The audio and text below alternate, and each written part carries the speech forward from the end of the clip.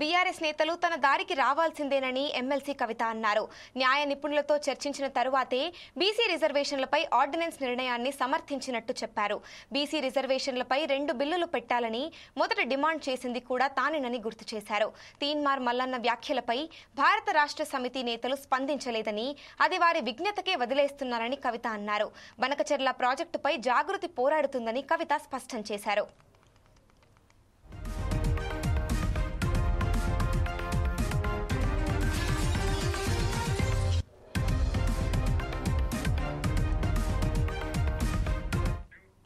కేంద్ర జలశక్తి శాఖ మంత్రి ఇద్దరు సీఎంలతో నిర్వహించిన సమావేశంలో పండుగ వాతావరణం కనిపించిందన్నారు.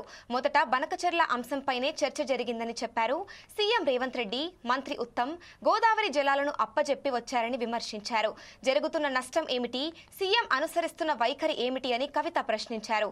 బనకచెర్ల వల్ల ఏపీకి కూడా లాభం లేదని అన్నారు. కుట్రపూరితంగా కాంట్రాక్టర్ల కోసం చేపడుతున్న ప్రాజెక్టు అని కవిత ఆరోపించారు.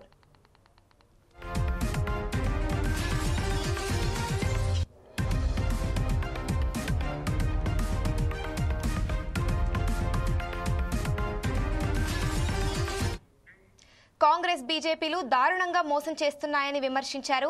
బనకచెర్లను తక్షణమే ఆపాలని, లేదంటే జాగృతి న్యాయ పోరాటం చేస్తుందని హెచ్చరించారు.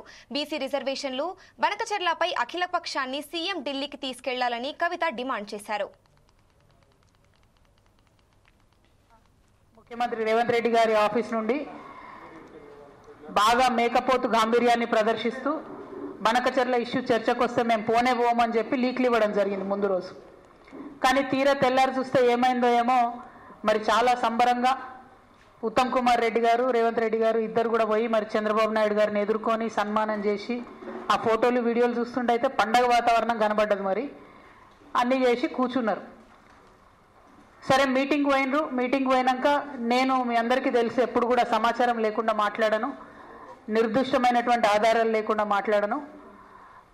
వీళ్ళు మీటింగ్కి పోయినరు, జలశక్తి మీటింగ్కి. మొట్టమొదటి అంశమే ఎజెండాలో బనకచెర్ల జరిగింది. అక్కడ మొట్టమొదటి అంశం బనకచెర్ల ఉంటే కూడా కనీసం పౌరుషం లేకుండా, సిగ్గు లేకుండా ముఖ్యమంత్రి గారు, మన ఇరిగేషన్ శాఖ మంత్రి గారు మీటింగ్ మొత్తం కూడా కూర్చొని అప్పనంగా గోదావరి జలాలని గిఫ్ట్ లెక్క చంద్రబాబు నాయుడు గారి చేతిలో పెట్టి రిటర్న్ రావడం జరిగింది.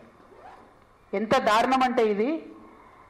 ఈ బనకచెర్ల ప్రాజెక్టు కనుక జరిగితే గోదావరి జలాలలో తెలంగాణ యొక్క హక్కులు శాశ్వతంగా హరించిపోతాయి. ఈ విషయం తెలుసు, ముఖ్యమంత్రి గారికి తెలుసు, ఉత్తమ్ కుమార్ రెడ్డి గారికి తెలుసు. అయినా అటెండ్ అయినరు, అయినా పోయినరు. పోయి ఉల్టా సన్మానాలు చేయించుకొని, దండలు వేయించుకొని నీళ్లు అప్పనంగా అప్పచెప్పి వెనక్కి రావడం జరిగింది.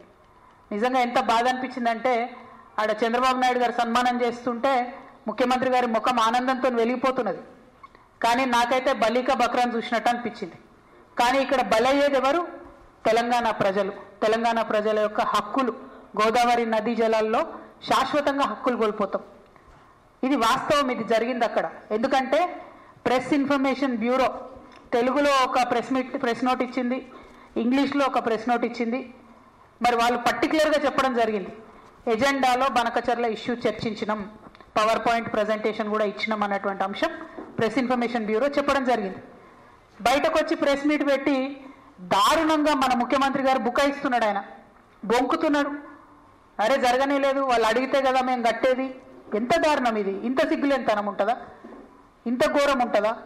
ఇంత అన్యాయం ఉంటుందా? జరిగింది వాస్తవంగా. అక్కడ అంతమంది సీనియర్ ఆంధ్ర ఇంజనీర్లు ఉన్నారు, ఇక్కడ సీనియర్ తెలంగాణ ఇంజనీర్లు ఉన్నారు. జరుగుతున్నటువంటి నష్టం ఏంది, మీరు ప్రదర్శిస్తున్నటువంటి వైఖరి ఏంది?